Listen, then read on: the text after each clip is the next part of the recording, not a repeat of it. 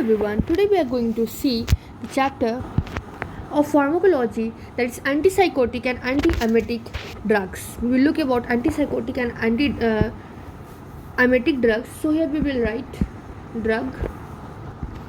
So antipsychotic and antiemenic drugs. The very first term which we are going to see, that is the word is psychosis.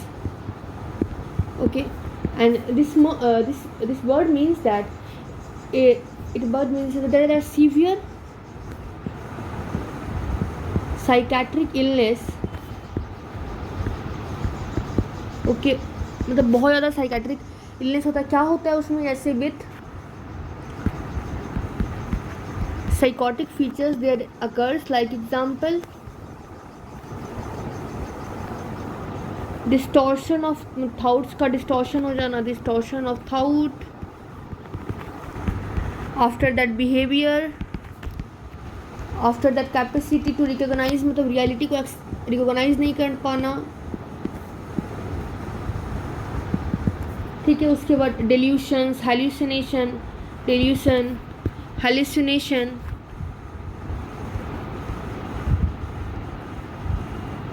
ठीक है.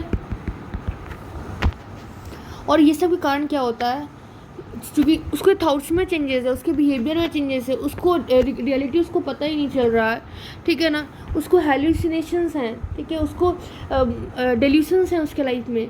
तो वो एक normal life, मतलब it is they are unable to meet the ordinary demands of the life. ठीक है, इसमें जो टर्म्स आते हैं, जो कि साइकोसिस में जो हम लोग यूज़ करते हैं, जो इससे कैटेगरी में आते हैं, they are the A is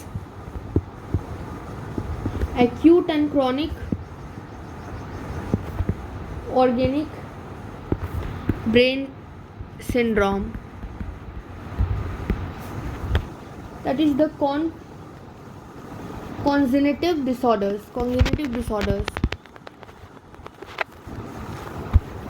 इसमें क्या होता है? इसमें क्या आता है बेसिकली? इसमें dementia, here we will look that there will be dementia with, इसमें डिमेंशिया भी हो रहा है with psychotic features.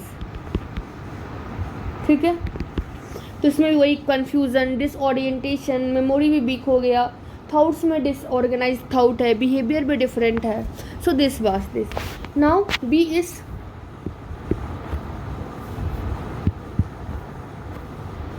Functional disorders.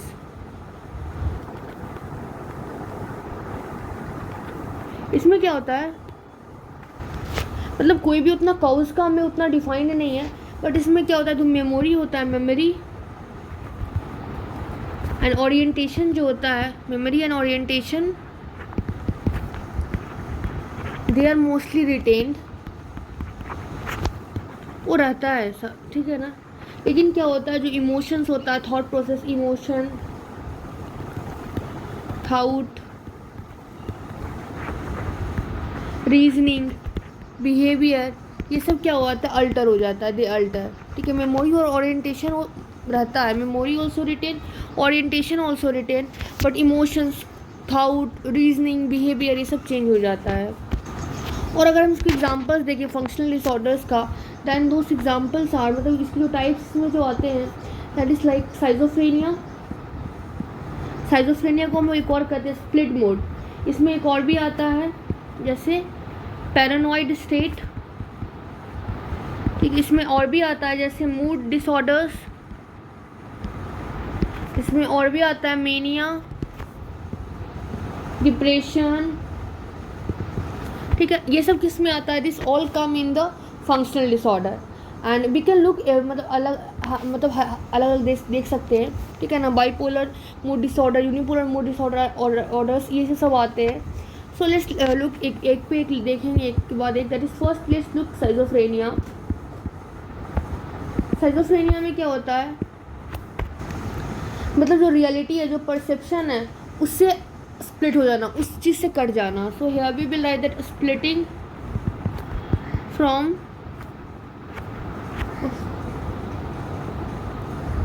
Reality. Pen it is not working. And क्या चीज़ का splitting from reality? Of perception, of interpretation, ठीक है, ये सब को स्प्लिट हो जाना रियलिटी से। तो इसमें क्या हो जैसे hallucination will become hallucination, inability to think, inability to think मतलब कि मतलब थिंक करने की इनएबिलिटी, जो कि हम अलर्टनेट के साथ, ठीक है ना, इंटेलेक्चुअल वो with lot of intellect and alertness, वो चीज़ें ख़त्म हो जाता है। ठीक है, ये है schizophrenia. After that second is paranoid state. Paranoid state में क्या होता है कि पेशेंट को फॉल्स बिलीव हो जाता है, ठीक है, इंसाइट हो जाता है, ठीक है ना, तो फॉल्स बिलीव्स आने लगते हैं। पैरानॉइड स्टेट के बाद फिर क्या होता है थर्ड में, मूड या फिर अफेक्टिव डिसऑर्डर्स, ठीक है ना। इसका जो प्राइमरी सिम्टम होगा that will be change in mood, the primary symptom that will be change in mood, ठीक है ना। और इस मूड डिसऑर्डर्स में there will be mania, depression. अगर हम लोग मेनिया और डिप्रेशन को मतलब ब्रॉडली देखें तो मैनिया दिस मीन्स दैट इसका जो मूड होगा that will B irritable mood, ठीक है। उसके बाद नींद कम आना, दैट इज रिड्यूस स्लीप। उसके बाद हाइपर एक्टिविटी, थाउट्स में कंट्रोल, कंट्रोल्ड थाउट, स्पीच, ठीक है। तो मेनिया में क्या हो गया, मूड खराब होना, reduced sleep, hyper activity, uncontrol thought, ठीक है ना, मतलब थाउट अच्छे से मतलब अनकंट्रोल, तो कुछ भी आप सोच रहे हो, ठीक है ना, स्पीच, ठीक है। और मतलब कि इसमें क्या होगा, मेनिया में क्या होगा, there will be recklessness, reckless, या फिर हम उसको बोलते हैं वायलेंट बिहेवियर। ये हो गया मेनिया में। अगर हम बात करते हैं डिप्रेशन की, तो डिप्रेशन में क्या होता है, there is sadness, there is loss of interest, pleasure, loss of interest, loss of pleasure, ठीक है ना। There is guilt, okay, there is physical and mental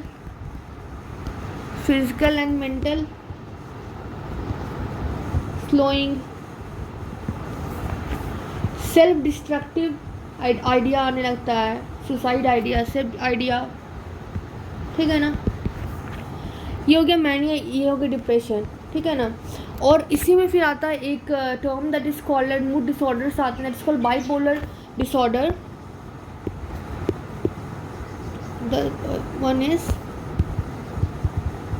bipolar disorder.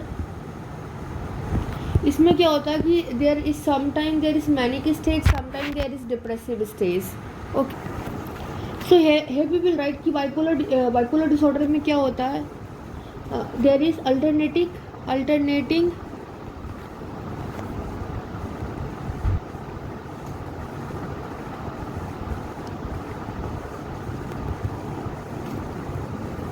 Okay, alternating phase, alternating manic and depressive stage, depressive phases. अब और हम bipolar disorder की बात करते हैं तो दे आर टू टाइप्स की, मतलब बेसिकली हम लोग कैटेगरी करते हैं जो कि रिकॉग्नाइज हुआ है, that is one is the type 1 और other is the type 2। Type 1 में बेसिकली क्या होता है, इसमें मोस्टली मैनिक एपिसोड ज़्यादा आते हैं, मैनिक एपिसोड्स ओनली, या फिर दोनों होते हैं, ठीक है ना, मैनिक और डिप्रेसिव फेजेस दोनों होते हैं। और अगर टाइप 2 की बात करेंगे तो here it is cycle of hypomania, ठीक है ना। पहले साइकिल ऑफ हाइपोमेनिया आया, फिर अल्टरनेटिवली फिर क्या होगा, alternatively with major depression, depression बहुत ज़्यादा हो जाएगा, मेजर डिप्रेशन। बट इसमें क्या होता है, बट नो मेनिया एपिसोड्स, कोई मेनिया नहीं आता सिर्फ उसके बाद इस वजह टाइप 1 एंड टाइप 2। ये हमने थोड़ा सा साइकोस के बारे में पढ़ा, साइकोसिस। उसके बाद now we will look about the term that is the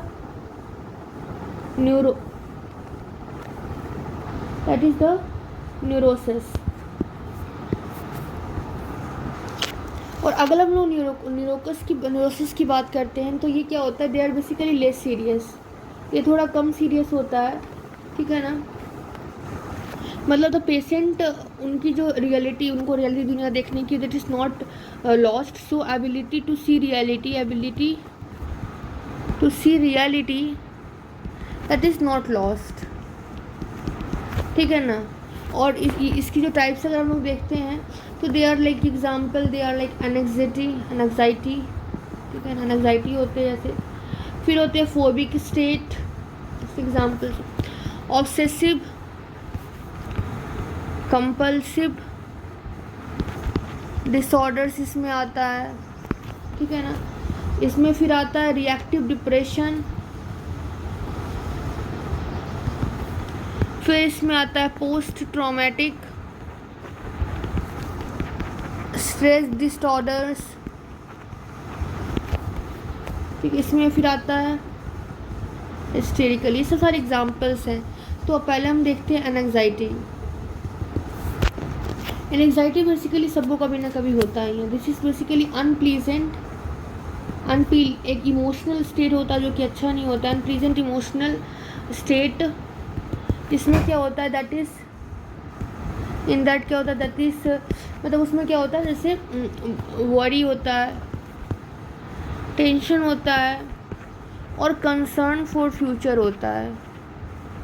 this is anxiety. इसकी बात अगर हम देखते हैं, there is one it is that is called as phobic state. Phobic state मतलब कि कुछ स्पेसिफिक ऑब्जेक्ट का, पर्सन का, सिचुएशंस का उससे डर लगना, ठीक है। तो फियर ऑफ अननोन या फिर सम स्पेसिफिक ऑब्जेक्ट, पर्सन और सिचुएशन, ये सबसे डर लगना। उसके बाद थर्ड टर्म आता है that is the obsessive compulsive disorder. Basically what you understand by obsessive compulsive disorder, मतलब कि कुछ किसी इंसान का कोई ऑब्सेशन है और वो अब उसके लिए कंपल्सन बन जाता है, that is called as obsessive compulsion disorders, ठीक है। तो इसमें क्या हुआ कि पेशेंट को पता है, पेशेंट इवन रियलाइज़ किया अरे ये तो एबनॉर्मल थिंग है, ये तो स्टूपिड काम है जो मैं कर रहा हूँ, बट वो पेशेंट उससे ओवरकम नहीं कर पाता है, कितना भी वॉलेंट्री इफेक्ट करे बट उससे ओवरकम नहीं कर जाता है। ये ठीक है ना। इसी से क्या होता है, दिस जनरेट एंग्जाइटी, डिसस्ट्रेस, ये सब डिसस्ट्रेस हो जाता है, ठीक है। तो इसमें क्या है कि patient realise that thing he is doing, they are doing और stupid, ठीक है ना,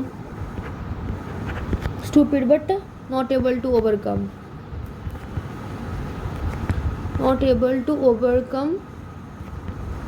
even on voluntary effort, कितना ही वॉलेंट्री एफर्ट कर ले बट उससे ओवरकम नहीं कर पाता है। और इससे क्या होता है, this lead to anxiety and distress. This is obsessive compulsion disorders. Now इसके बाद अगर हम देखते हैं ना, there is reactive depression.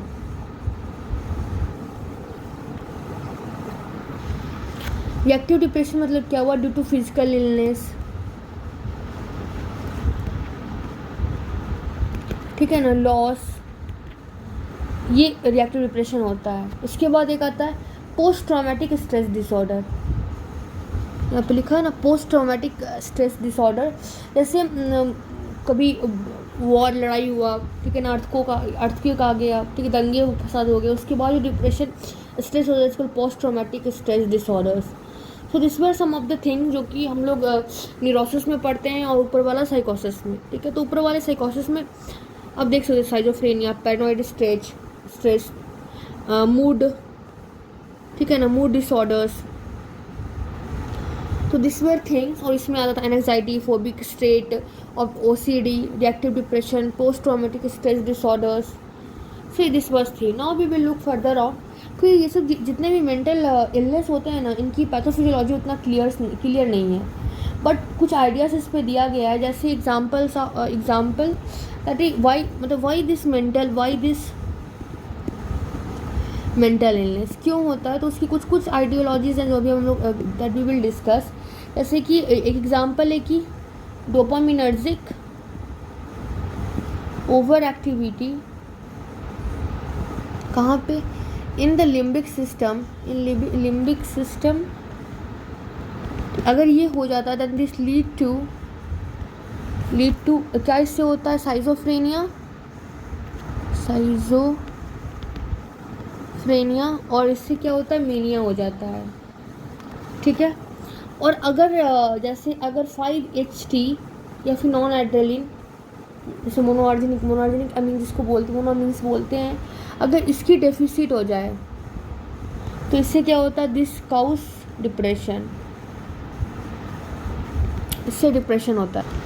और इसमें जो हम लोग ड्रग्स यूज़ करते हैं, जो हम लोग मेडिसिन इसमें यूज़ करेंगे, इम्पेरिकल होता है, ठीक है ना, कोई डिजीज़ स्पेसिफिक नहीं होता है, बट कई चीज़ों में बहुत इफेक्टिव हो जाता है, ठीक है। तो हम लोग पहले तो देखेंगे कि जो प्राइमरी यूज़ हम लोग which are the empirical drugs, जो हम लोग जो that we will see that we are going to group it. So on the empirical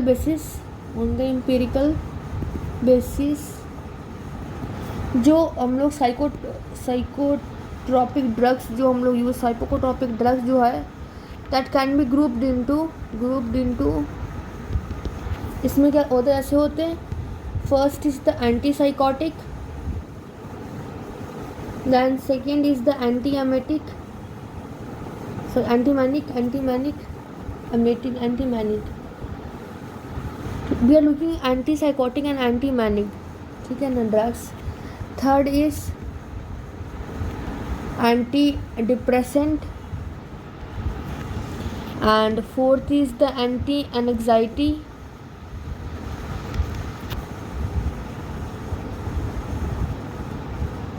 fifth is the psychotomimetic. They are the drugs which we are going to look today. तो इसके बारे में अगर ऊपर से देखते हैं, जैसे एंटी साइकोटिक होता है, anti psychotic basically they are किस टाइप के ड्रग्स है, they are the neuroleptic drugs, ठीक है ना, न्यूरोलेप्टिक ड्रग्स है, दैट इज अट्रैक्टिक, ठीक है ना, ट्रैंक्विलाइजर्स हैं, ठीक है ना। इसको हम लोग बेसिकली और जितने भी तरह के फंक्शनल साइकोसिस होते हैं, साइजोफ्रेनियास, उसमें हम लोग देते हैं। We will look further more, but अभी ऊपर से ओवरव्यू। देन ये anti manic, that is the mood stabiliser drug, ठीक है ना, ये कंट्रोल करने में हेल्प करता है मेनिया को, ठीक है ना, और मेनिया को कंट्रोल करने में हेल्प, एंटी मैनिक ड्रग है ना। उसके बाद फिर ये एंटी डिप्रेसेंट है, that we use for the minor और मेजर कोई भी डिप्रेसिव इलनेस है, ठीक है ना। अगर फोबिया है, OCD है, एनजाइटी है, तो उसमें हम लोग एंटी डिप्रेसेंट भी यूज़। देन एंटी एनजाइटी, ये सेडेटिव है, बेसिकली सेडेटिव ड्रग्स के जैसे मेजर ट्रैंक्विलाइजर्स की एनजाइटी स्टेट, फोबिक स्टेज में हम लोग यूज़ करते हैं। अगर हम लोग साइकोमिमेटिक की बात करते हैं तो ये हेलुसिनेशंस में, ठीक है ना, दैट बी यूज़। और इसी में आता है जैसे कैनाबिनेसिस, LSD, जो कि हम लोग 12 में पढ़े, जो जिसको हम लोग बहुत लोग ड्रग ऑफ अब्यूज़ की तरह that be use, that is the thing. So it was the initial introduction of anti psychotic and anti manic drugs, and in next lecture we will see the anti psychotic drug, that is the neuroleptics. Thank you everyone.